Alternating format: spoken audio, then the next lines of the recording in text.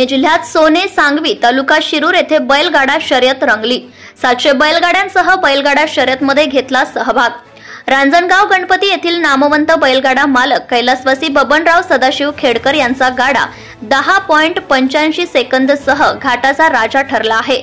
सर्व गाडा शौकीनाचे अभिनंदन। शिवसेना उद्धव बाळासाहेब ठाकरे महिला आघाडी आंबेगाव तालुका प्रमुख प्राध्यापक सुरेखाताई निघोट, प्राध्यापक अनिल निघोट व प्रसिद्ध बैलगाडा मालक व रांजणगाव गणपतीचे सरपंच सर्जेराव खेडकर, लोणीकंदचे प्रसिद्ध शर्यतीच्या बैलगाडा मालक रामदास झुरंगे, बापूसाहेब चौधरी, तळेगाव ढमढेरे, प्रसिद्ध पहाडी आवाजाचे अनाउन्सर राहुल किठे, पोपट शिंगाडे, बाळासाहेब शेळके, अर्जुन विधाटे, संभाजी निचित इत्यादी सामील होते। संतोष भोसले यांनी समालोचन केले।